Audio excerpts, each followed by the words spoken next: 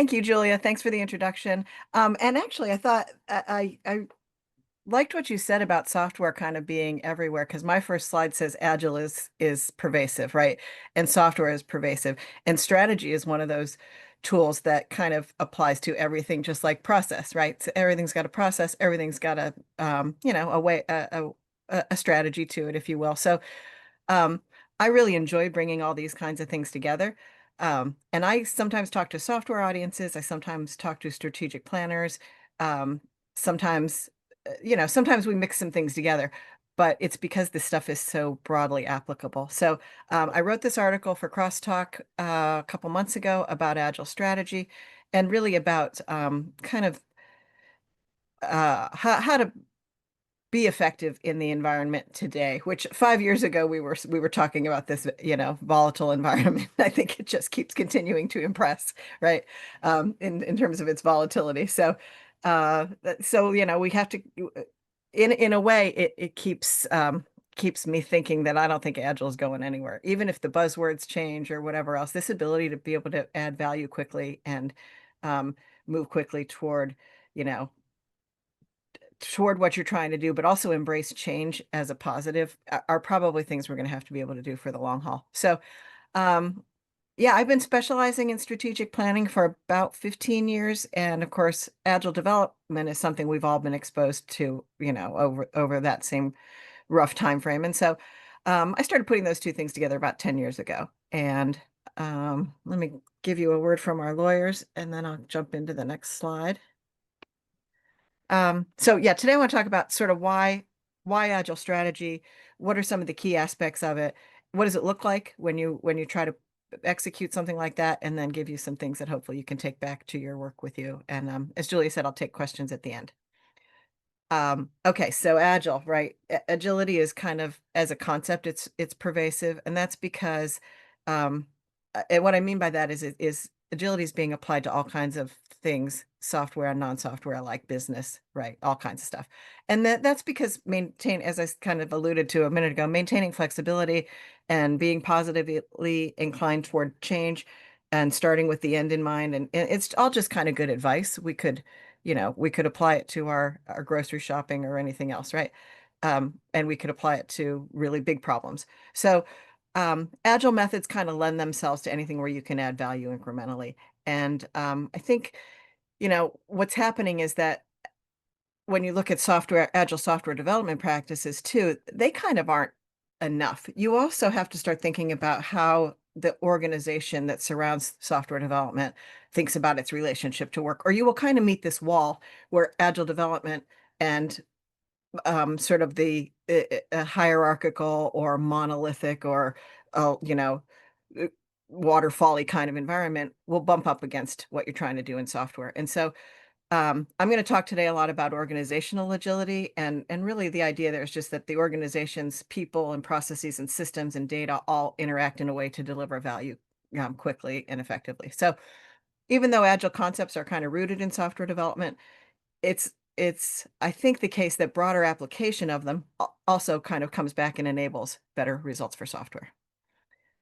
Um, so I like to talk about agility or agile strategy really as a development, as sort of a driver for organizational agility. So there's kind of this nest of things I'm talking about, right? There's software agility, there's agile strategy, there's organizational agility, and they all kind of play together because of this pervasiveness.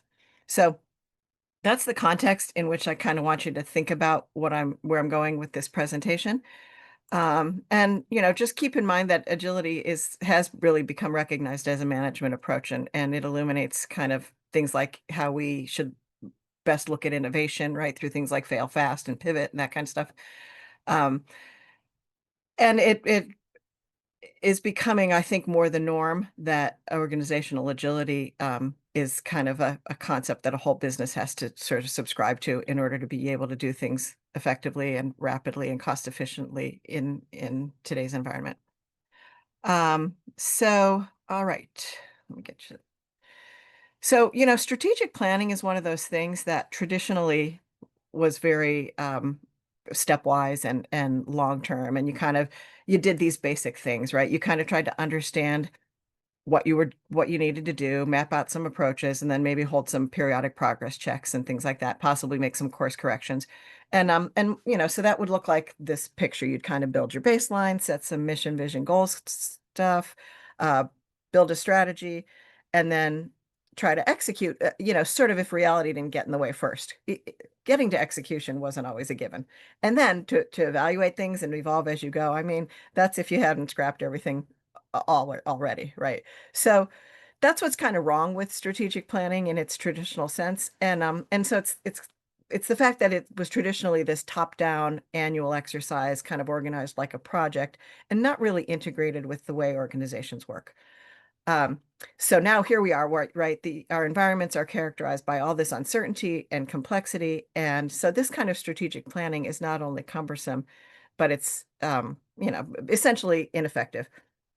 So some of the reasons, just, to kind of get your head around why this kind of strategic planning lost favor is that, organizations would kind of struggle to build useful plans that could really be deployed across the organization. Um, there'd be a lack of confidence, not only from leadership, but probably middle managers and staff in what that strategic plan actually said. And then constructing really useful continuous feedback loops is hard to do and often didn't get done. And, communication, if you don't have good communication, how are you going to make course adjustments? And that's just sort of nearly impossible if you don't have an infrastructure for strategy. So, there we go. So just I wanted to share a few insights. These little quotes are from a study that was done in 2019, which now seems a long time ago. Um, this is from LLB. They are LBL. I don't know. I'm a little dyslexic. Julie and Jim, you don't know that about me, but late diagnosis, it explains a lot, right? Anyway, the quotes are from whoever they are, LBL, that's it. And they are not completely current, but they really are, I think, still sort of reflective of things that haven't gone away, of symptoms of ineffective strategy. So you can just take a look at those. But I mean, some other things that came out of this study was that like 55% of organizations reported that they actually looked at their strategic plans after they wrote them. And 55 is not a very big number, right? And most 72% of organizations said they did strategic planning, but only 45% did any implementation of those strategic plans at all. So basically, there's like this strategy execution gap, which is the disconnect between strategic planning and actually implementing those strategies. And not to mention figuring out if you're still doing the right thing along the way as the world is changing around you. So you get these execution breakdowns. And I mean, I think it's easy to think about how that happens in like small companies where maybe everybody starts out with a shared sense of mission. You got a small enough group and a small enough um, just a way of sharing a common sense of the mission. And so that works for a while, but then everybody learns to do their job pretty well, and you start to get bigger. And so you get into this mode where people do things right, but it's hard to know if they're doing the right thing. And so I'm going to, not to spoil the ending here, but the best bet is to kind of create a culture of strategy execution so that everybody can really contribute to what's going on. But way back when we were all working together on process definition stuff under the Watts-Humphrey process program at the SEI, and I was, probably more wide-eyed than I am now, but people were asking us to do all kinds of things, and it was exciting. And Jim kind of said, no, we need to know like what we're doing and why, or we will not know who to say no to. And that like really stuck with me because when you see organizations flailing, it's because they don't know what to say no to because they don't know what they're doing, right? So they don't have a shared purpose. They just know they're good at some things and opportunities come their way. And suddenly you're doing all kinds of things, but it's not really taking you to where you need to go. And I really do kind of think about that often. So thanks, Jim. Okay. All right. So agile strategy, what does it look like if we think about it less monolithically? And you'll notice that the sort of labels on this chart aren't entirely different from what were on the previous chart, but we're sort of starting to think about them differently. And we're starting to sort of tighten up the cycles and put emphasis on different things. So you still set goals and objectives and make plans, but you do it faster. You look at how you're doing more often. You kind of sync things up to your business practices, and you make sure that what you're doing gets kind of integrated into what you're doing overall as an organization. So, and this really aligns with the Agile, the kind of manifesto type stuff, right? You do just enough planning to be able to launch initiatives early. You focus less on sort of exhaustive long-term planning and instead do things like, start up short things that you can start to see results on quickly. You move into execution earlier and you get into like action planning and measuring and reevaluating things as a sort of matter of regular business rhythms. So that you kind of have to bring all that forward in short cycle strategic planning. Um, and so when we talk about agile principles, you start to get into like creating this development and execution practice that reduces the time to tangible results. It helps you maintain momentum, like all the things you hear about Agile is what you're trying to infuse into your strategic planning, meeting immediate needs and long-term needs at the same time, being able to pivot and adjust course, all of that. So, you're not really scrapping anything. You're all familiar with Agile. There's that sense of kind of prioritizing things or focusing on things, but it's not at the expense of the things on the other end of the scale, right? So um, agility in strategy is not about like scrapping long-term thinking or future scenario planning or future foresight or anything like that. You still have to sort of think about long-term sustainable growth and that sort of thing. But the investments in the future are kind of sustained by successes along the way in a kind of cognizant way. Um, so the thing to just really keep in mind is that even though we're focusing on doing things faster and checking things more often, still the real difference between organizations that are agile and organizations that are just kind of reactive is this ability to maintain some stability. So it's not just, kind of moving fast and breaking stuff and all that. So I do want to talk a little bit about what that balance where I think it comes from. In strategic planning, there's this idea of strategic thinking versus strategic planning. And so you hear a lot more about strategic planning, but strategic thinking is a key part of strategic planning in that it's the phase where you're allowed to be creative and divergent and disagree with each other and lay all the possibilities out and all that sort of thing.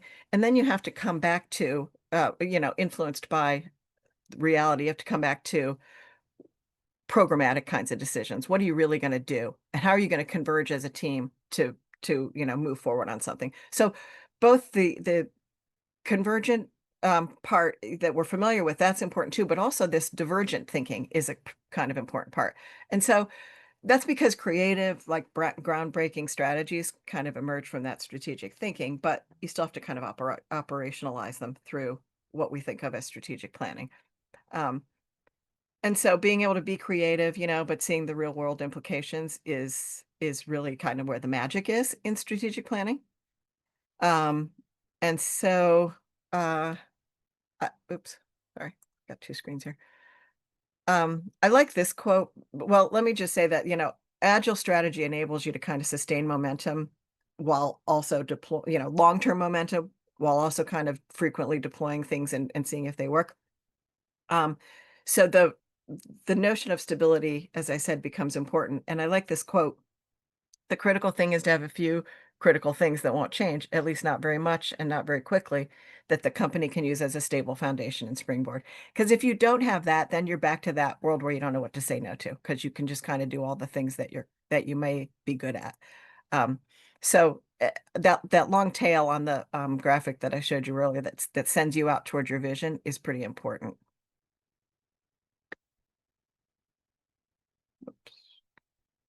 Okay. So again, the steps of a more agile strategic planning and execution process aren't entirely different, but they are like they're sort of importantly different. And that difference is that the pieces where you're taking stock and identifying your vision and your rallying point, and you're building your high level roadmap, you still have to do those things, but um, you do them quickly, maybe not as completely as you're not necessarily able to think about 20 years out at all times. But you kind of have to do those things, do them well enough, and then get into trying things and understanding what you're doing and seeing if it's working, seeing if it's getting you to where you want to go. So this continually execute, this what I have labeled as the journey, is that part about like developing a strategic planning rhythm, making sure that you're communicating about things, um, launching action plans, frequently, but measuring and figuring out if they make sense and if you're getting to where you want to go and making those adjustments. And so just keep that in mind. And then I'm going to talk about what all that really kind of looks like, because I know it's a lot of like mom and apple pie up to this point.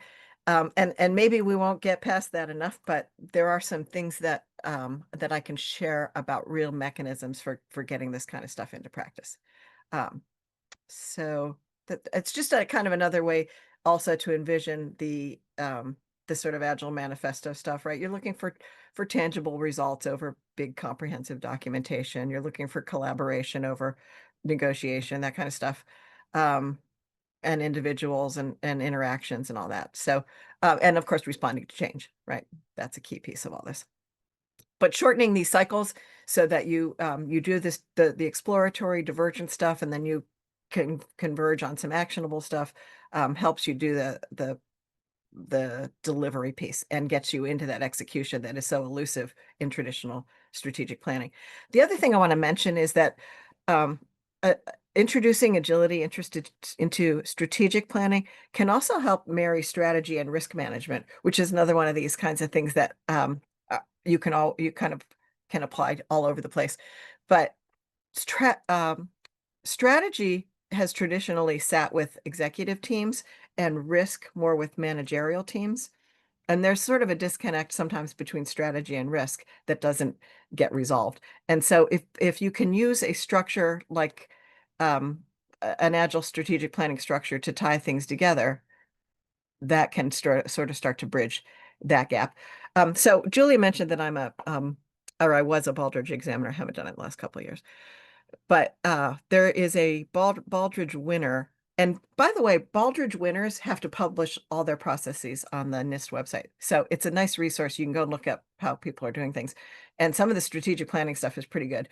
So there's one organization that I got to visit, and they had set up a weekly and monthly operational rhythm. I won't do justice to what they were able to do, but the idea is they were able to have this operational rhythm that aligned and deployed strategic and tactical actions in a way that people kind of understood and expected. And so senior leadership would share strategic goals often.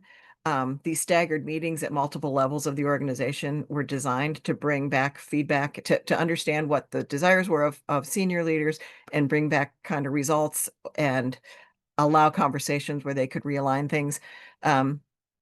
And I don't have it in the references, but I'd be glad to share that if anyone's interested, that particular process. It's pretty cool, and it helps to kind of understand how you can use performance variances to kind of capture recommendations and make sure that that's part of ongoing conversations. Because basically, if you're having, program reviews and you're not talking about your strategic plan at the same time, you're probably going to have the disconnect at some point, right? So you have to kind of find ways to keep the long-term integrated with the action plans and things that you're executing kind of at a shorter level. Julia mentioned the research thing that I'm leading, this AI robustness project. And, we have a roadmap that we visit every 3 months, which, because it's fun building tools, right? We're building this cool tool and it's like, well, should we rewrite it in Rust? It's like, well, why, right? If we can't draw a line to a long-term goal that we have and a convincing one, then we have to have some conversations, right? Because there's all kinds of fun stuff to do. And there's only so much resource and there's only so, in terms of time and money and everything else. So getting to where we need to go forces us to have to make some decisions along the way. And so anyway, happy to share those kinds of examples, as I said. Okay, so here's one of those things that I think is a handy concept for you, which is this idea of democratizing strategy. And I think really the way to think about this is that continual execution on strategic intentions kind of integrates strategy with culture. And you hear a lot of things about culture and how important it is. It's another one of those things that like kind of never goes away. But keeping plans and things relevant and having them such that everyone in the organization kind of understands according to their role what the big picture is and how they fit into it is really, really powerful. So whoops, sorry. Whoa. Sorry about that. I didn't know my touchpad was controlling my other monitor.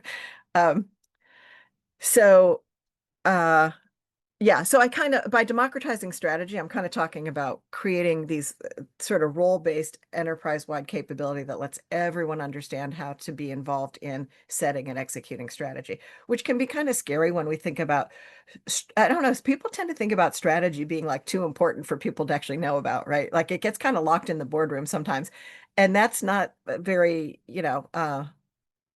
I don't know if people think that's because it's scary or something to know where things are going, but I'm telling you, when you get people kind of involved at whatever levels you can, I know we don't all, control everything, but you can do this even on teams. If you bring people along in understanding where you're trying to go, um, then you get into a sort of a situation where leaders can set sort of these visionary targets, and then rather than telling people how to get there, you're really just framing goals and getting inputs from across the organization to help refine goals and targets and things like that. And then as a leader, linking organizational assets to the opportunities that are presented. And meanwhile, people on your team are empowered to, um, come up with solutions, bring value to activities, all sorts of stuff.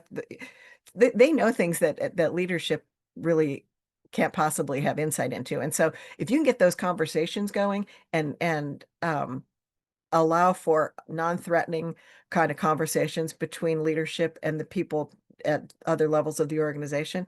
Um, and further really empower people to detect changes in the environment so that they can bring that back to leadership. Then you start to have some really powerful conversations and you start to be able to make some really strong decisions. So that's the idea is kind of don't be afraid to bring people in. And I think there's even room in this sort of concept to include customers in strategy development and execution, which isn't something that was traditionally done, even though there's kind of this concept of voice of the customer that's a fairly standard aspect. It's a Baldrige thing, and I've seen it in strategic planning literature and stuff, but I see it less in actual practice. And it's this idea that customers can really play a good role in and be brought into the conversation of setting strategy and monitoring um, execution. So there's some kind of big mental model changes for folks, but I think there's some power in those.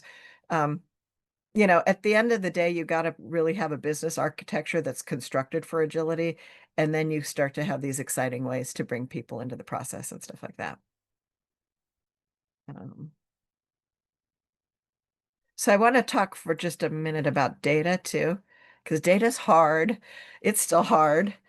I don't have any magic bullets there, but if you're struggling with execution, you got to look at data a little bit because I think what's happening is continuous execution kind of has to be data driven. Otherwise, what do you have except um, insights? And there is a place for that, like maybe sort of observational insights, but there's so much being thrown at organizations on a daily basis that it's kind of hard and it's often the wrong idea to stay on a single long-term course. So how are you going to know when you should make a change?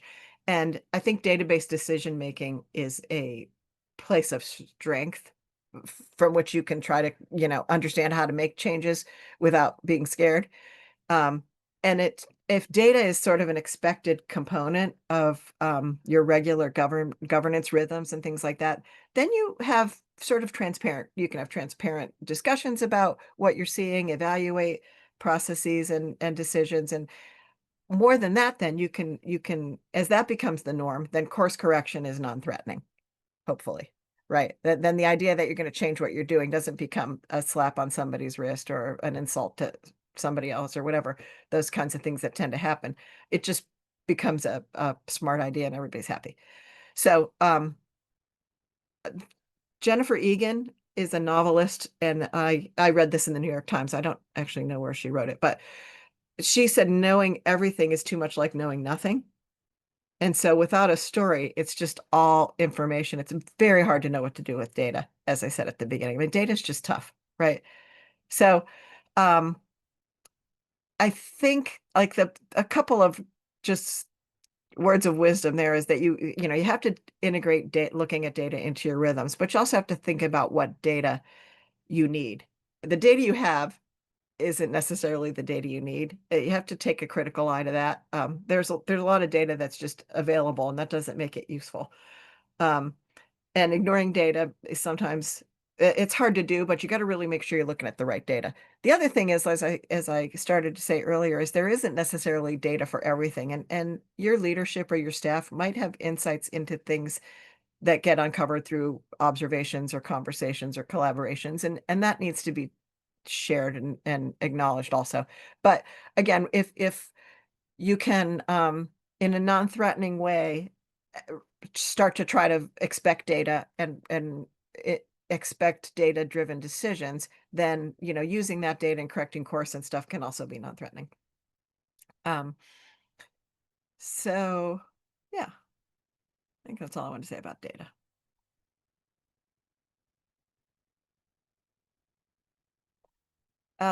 So yeah, I mean, I ended the crosstalk article with sort of thoughts about responding to the environment, which, as I said, just keeps getting more and more fun. But I'm hoping that like the picture I'm drawing for you will help you kind of see that agile strategy supports organizational excellence and that organizational excellence supports software excellence. They're all kind of tied together. It is hard to do just one of those things and not kind of need support from the broader infrastructure. So, um, the reason strategic planning and organizational practices are being pulled into use of agile concepts is because linear thinking is it's hard to respond to exponential change when we're using linear thinking, like in that picture of the way we used to do strategic planning that I showed you, right? The sort of stepwise way of doing things doesn't serve very well when change is happening at such an exponential rate. So um, I think it comes down to kind of having to be able to embrace the big picture and the details at the same time, stuff like that. And the traditional like decomposition mindset isn't allowing us to really effectively address complexity. So agility is just kind of one of those things that can be brought to bear and in kind of infused into the kinds of things we're doing to make, us a little more equipped to be able to react to change. And I kind of wanted to say something about collaboration because, and I will admit that I wrote this, I wrote a paper, I think 2 years ago, where I talked about probably needing to expand the way we collaborate. And because I am not a future seer either. I think collaboration is actually like starting to close and we're not, there's some real fear of collaborating. So, you never know. But I think that it's at least worth wondering what are the right ways to draw boundaries around our organization when we strategize? Should we be bringing people in from the outside? Should we be not bringing in people from the outside and that sort of thing? Um, because like I said, I was convinced probably a year or two ago that collaboration outside of organizational boundaries was going to be just kind of required if you wanted to be successful in a rapidly changing, sophisticated, technological environment and all that. And I don't know if that's the case. It may still be and it may not be, but I think it's still something to consider. Um, so I do have just some resources for you. I will make I think that top one is not a hot link, but I could make it one. I apologize for that. Um, and with that, I guess I'll just see if you have any questions.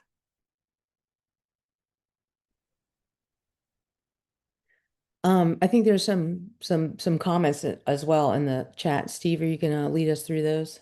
Yeah, I can do that. Well, first of all, Michael Constantino mentioned that the quote that you were mentioning about knowing everything is too much like knowing nothing. Uh, he was able to get to the bottom of Jennifer Egan's Oh, 22, great. 22 novel, The Candy House. Thank you. So there you go. Yeah, I will put that in my notes or on the slide. Thank you.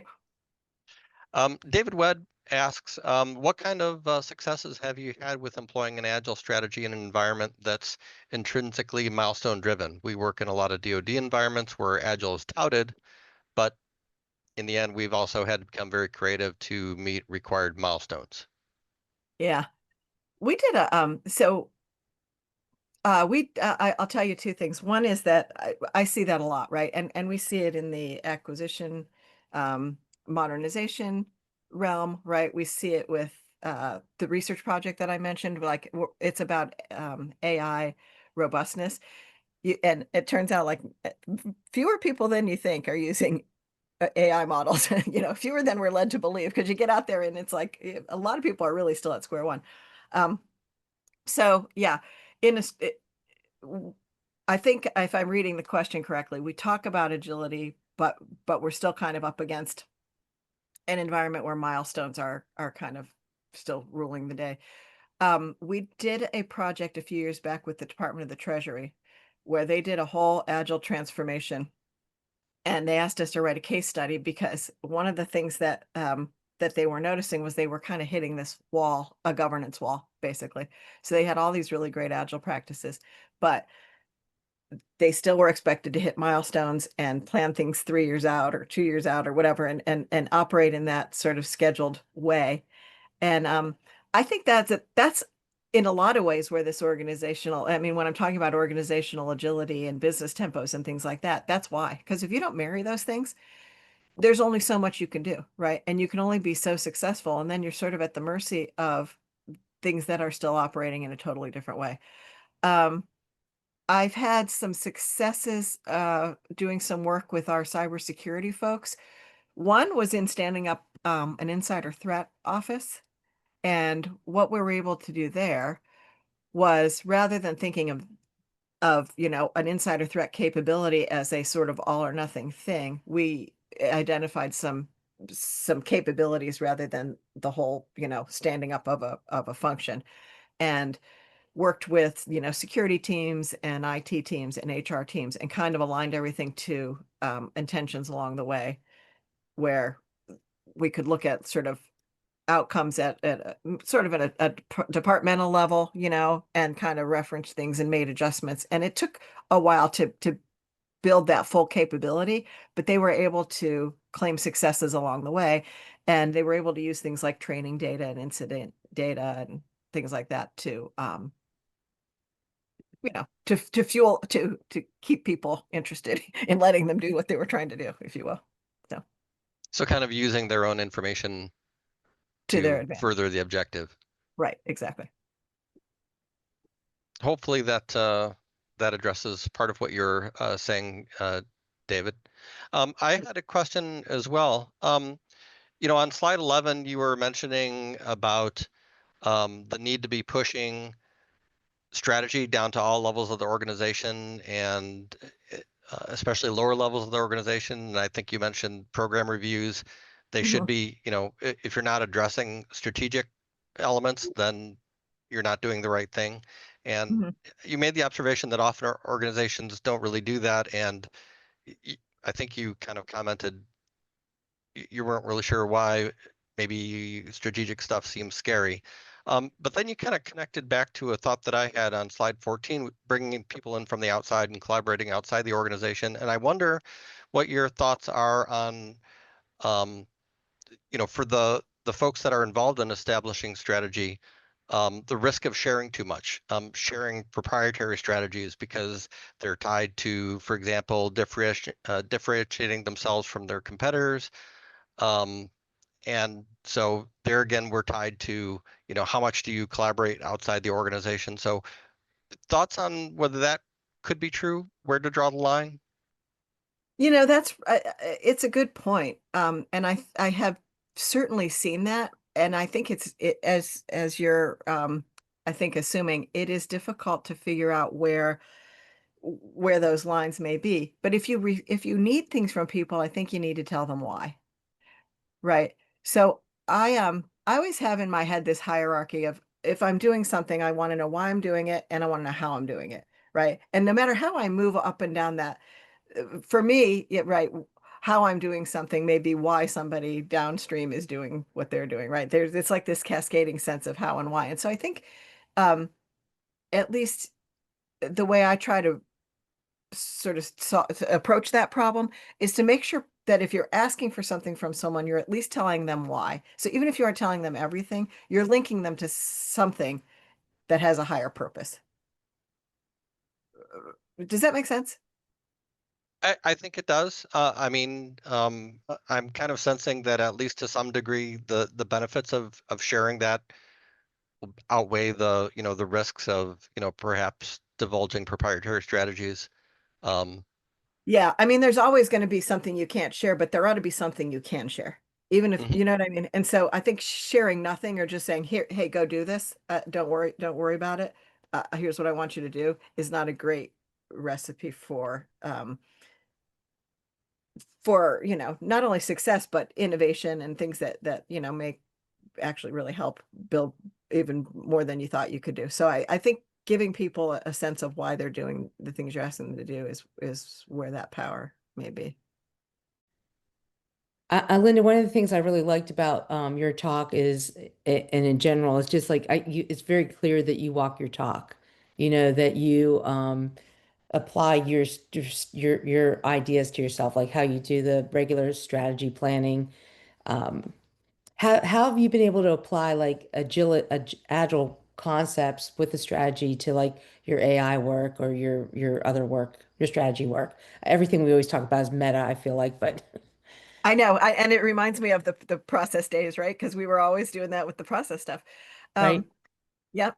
So it is very similar. You're right. And for me, and I know alignment is kind of like one of these overused words, and I kind of cringe at myself a little for saying it, but um, I, I think open lines of communication and alignment of work to purpose, being really transparent about that is what I find to be the most powerful thing, and um that's the walk I try to that's the talk I try to walk, sorry.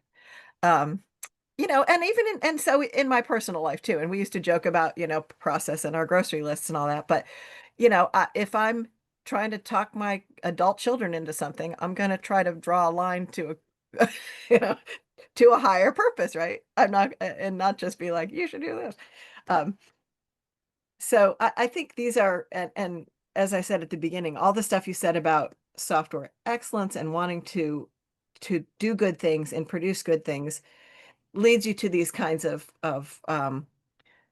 you know they can seem like platitudes, but they're not. Things like process, right? Things like strategy, things like excellence. They're all like they sound like they're the soft stuff, and maybe, they sound like there may not be much to them, but they're super important, and they are the more you can integrate them and apply them consistently, I think the better off you are. And that's why, like, kind of, even, things are changing a lot right now, right? And even when things are sort of starting to feel unrecognizable, I think having strength, you can get some strength from having like these sort of solid things under your belt, right? Knowing that the work you've done is tied to purpose, knowing that the way you've gone about your work is solid, right?